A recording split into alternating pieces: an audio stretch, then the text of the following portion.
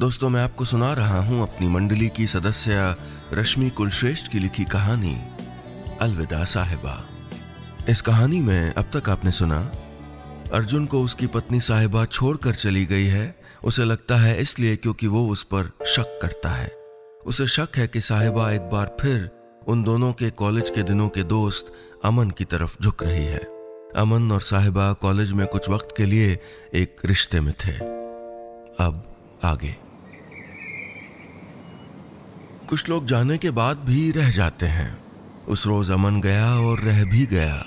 उसके लाए फूलों में, मुड़े हुए टिश्यू पेपर में, मैगजीन के उस खुले पन्ने में जिसकी मॉडल को उसने साहिबा सा बताया था। रात भर बिस्तर पर करवटें लेता मैं सोचता रहा कि उसका यूं आना क्या था।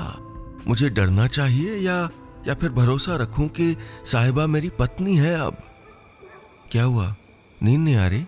साहिबा ने मेरे कंधे पर हाथ रखा तो ध्यान बटा। हाँ, सोच रहा हूं कि तुम्हें नींद नहीं आ रही क्या? सो जाओ, कहते हुए मैं उसका सर थपकाने लगा।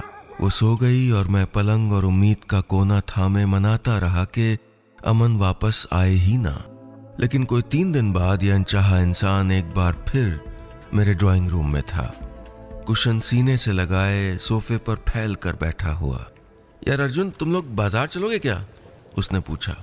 मोबाइल में उलझी नजरें और छुप छुप कर झांकती उसकी मुस्कान को मैं 2 मिनट देखता रहा। कहा, मुझे तो काम है यार, तो साहिबा को ले जाऊं? उसने पूछा तो मैंने कहा, साहिबा की मर्जी। वो 3 घंटे सबसे भारी गुजरे। मैं सोचता रहा कि साहिबा कंफर्टेबल तो होगी। मैंने खामोशी में हामी भरकर गलत तो नहीं किया। कहीं उनमें कोई पुरानी बात चल निकली तो? मैं जितना परेशान रहा, साहिबा उतनी ही पुरसुकून दिखी। कभी वो उसकी कामयाबी के गुण गाती तो कभी उसकी प्लान्ड लाइफ देखकर सोचती कि हमने जल्दी तो नहीं कर दी। अगर सपाट लहजे में कहूं तो बदलने लगी थी साहिबा। हाँ, किसी ज्वेलरी बिल को छुपाना, मोबाइल का पासवर्ड चेंज करना और हर वीकेंड अमन को बुला लेना, ये सब क्या था? मैं जितना खुद को समझाता उतना उलझता जा रहा था और भीतर की उलझन तलखी में बदलती जा रही थी। हैरान था मैं, लेकिन सच था कि मैं साहिबा से बात बात पर झगड़ने लगा था। बीते दिन मेरे दिमाग के कोने में कबाड़ की तरह इकट्ठा होने लगे और कल शायद जगह पूरी भर गई थी।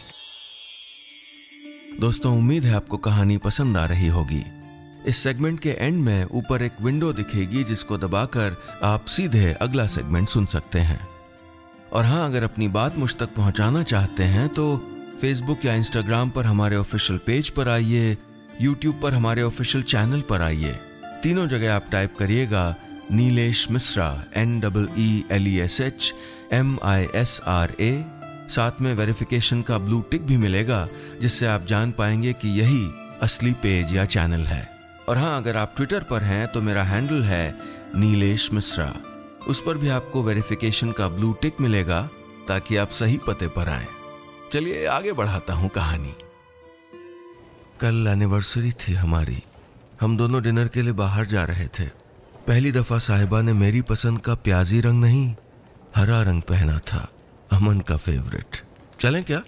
मैंने वॉलेट जेब में रखते हुए कहा। 10 मिनट रुको, अमन आ रहा है।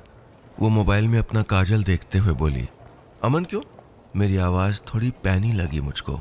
हमदर्दी जताते हुए वो बोली, यार अकेला ही है, सो मैंने इनवाइट कर दिया। ही इज लाइक फैमिली ना। नो, तुम पास्ट भूल गई होगी, मैं नहीं। मैं लगभग चिल्लाया। और तुम क्यों उसका फेवर ले रही हो? कहीं पुराना कुछ फिर से अमन है तो बता दो भाई, मैं अलग हो जाऊंगा। आंसू पोंछती भीतर कमरे में भागती साहिबा को कहा था मैंने। पहले कमरे से सिसकियां बाहर आती रहीं, फिर सन्नाटे ने दरवाजे बंद कर दिए। मैं बाहर सोफे पर आंखें मूंदे लेटा रहा। थोड़ी देर बाद बाहर का दरवाजा खोलने की आवाज आई।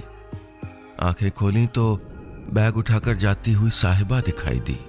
एक दफा भी नहीं कहा कि मैं जा रही हूं, बस निकल गई इस घर से, मेरी जिंदगी से। दोस्तों, आगे की कहानी सुनने के लिए ऊपर जो छोटी सी विंडो देख रहे हैं उसको क्लिक करिए और सीधे अगले सेगमेंट में पहुंच जाइए।